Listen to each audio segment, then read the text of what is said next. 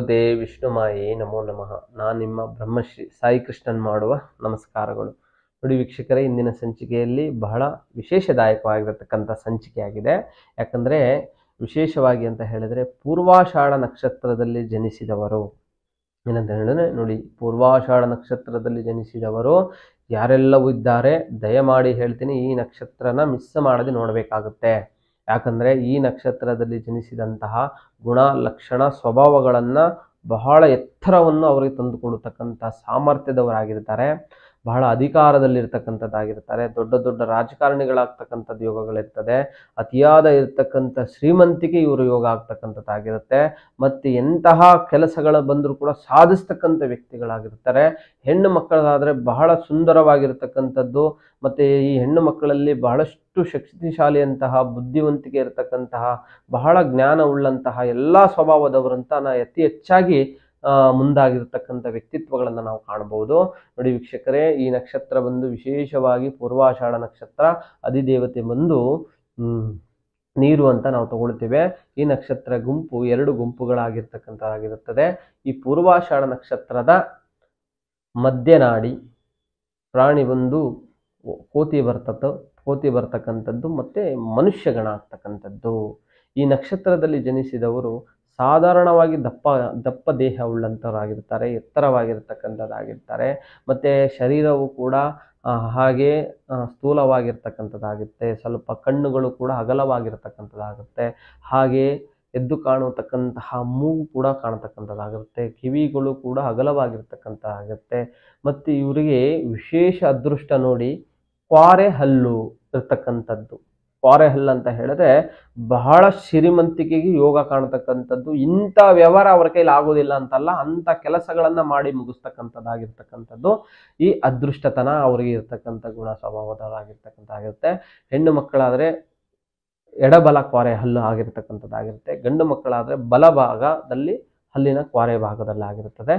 ಹಾಗೇನೂ ಕೂಡ ಹೆಣ್ಣು ಮಕ್ಕಳಾದರೆ ಇವರಿಗೆ ಮಚ್ಚೆನೂ ಕೂಡ ಇರ್ತಕ್ಕಂಥದ್ದಾಗಿರುತ್ತೆ. ಯಾಕಂದರೆ ಹೆಣ್ಣು ಮಕ್ಕಳಿಗಿದ್ರೆ ಎಡಭಾಗದಲ್ಲಿ ಅದೃಷ್ಟ ಮಚ್ಚೆ ಅಂತ ನಾವು ಕರಿಬಹುದು. ಹಾಗೆ ಗಂಡು ಮಕ್ಕಳಿಗೆ ಬಲಭಾಗದಲ್ಲಿ ಮಚ್ಚೆ ಅಂತ ಅದೃಷ್ಟ ಅಂತ ನಾವು ನೋಡಬಹುದು. ಇಂಥ ವ್ಯಕ್ತಿತ್ವದವರಾಗಿದ್ದಾರೆ.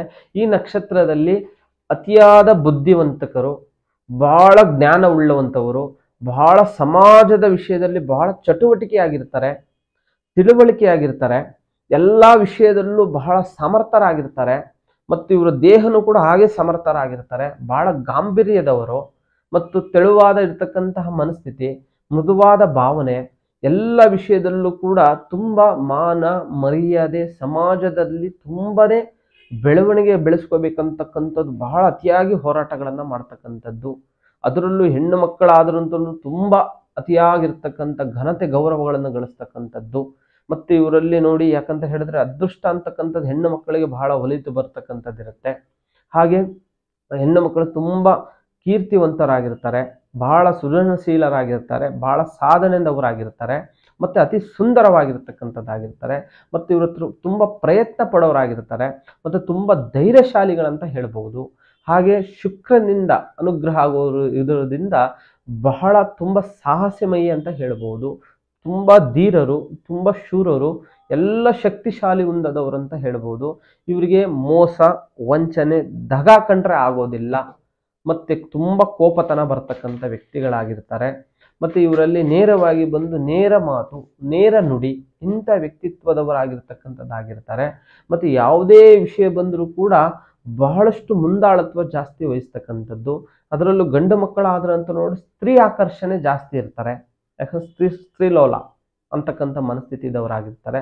ಬೇರೆ ಬೇರೆ ಆಕರ್ಷಣೆ ಆಗ್ತಕ್ಕಂತಹ ದೃಷ್ಟಿಗಳು ಬೀಳ್ತಕ್ಕಂಥದ್ದಾಗಿರುತ್ತೆ. ಮತ್ತು ಸಮಾಜ ಕೆಲಸಗಳಲ್ಲಿ ಬಹಳ ಮುಂದಾಳತ್ವಗಳನ್ನು ವಹಿಸಿ ಕೆಲಸಗಳನ್ನು ಮಾಡೋರಿರ್ತಾರೆ. ಈ ನಕ್ಷತ್ರದವರು ಎಲ್ಲ ವಿಷಯಗಳಲ್ಲಿ ಜಯಶೀಲರಾಗತಕ್ಕಂಥ ಯೋಗಗಳನ್ನು ನಾವು ಕಾಣಬಹುದು.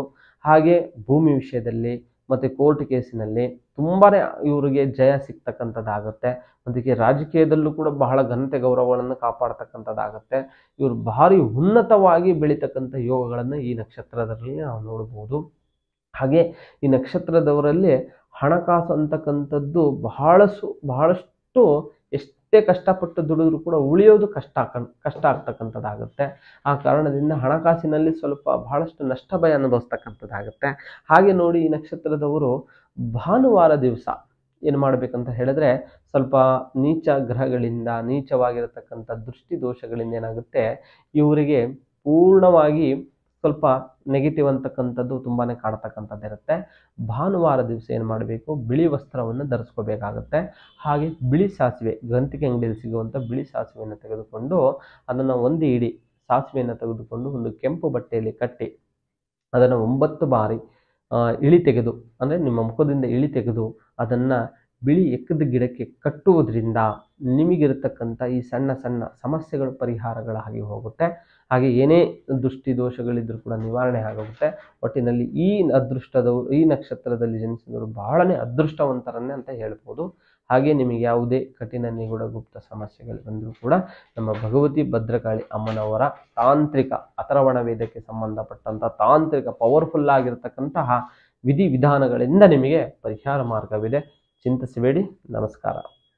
ಪ್ರತ್ಯಂಗಿರ ಹೋಮ ಭಗವತಿ ತಾಯಿಯ ಸೇವೆಗಾಗಿ ಯಾವುದೇ ರೀತಿಯ ಕಠಿಣ ಸಮಸ್ಯೆಗಳಿಗೆ ಸೂಕ್ತ ಪರಿಹಾರಕ್ಕೆ ಗುರೂಜಿಯವರನ್ನ ನೇರವಾಗಿ ಭೇಟಿ ಮಾಡಲು ಈ ಕೆಳಕಂಡ ವಿಳಾಸದಲ್ಲಿ ಸಂಪರ್ಕಿಸಬಹುದು. ಹಾಗೆ ಪ್ರತಿ ತಿಂಗಳ ಹುಣ್ಣಿಮೆಯಂದು ಮೈಸೂರಿನಲ್ಲಿ ಗುರೂಜಿಯವರಿಂದ 2 ದಿನಗಳ ವಿಶೇಷವಾದ ಪೂಜಾ ಕೈಂಕರ್ಯಗಳು ನಡೆಯುತ್ತವೆ. ಈ ಪೂಜೆಯಲ್ಲಿ ಪಾಲ್ಗೊಂಡು ತಮ್ಮ ಸಮಸ್ಯೆಗಳನ್ನು ಪರಿಹರಿಸಿಕೊಳ್ಳಿ. ಈ ಕೆಳಕಂಡ ಮೊಬೈಲ್ ಸಂಖ್ಯೆಗೆ ಸಂಪರ್ಕಿಸಿ.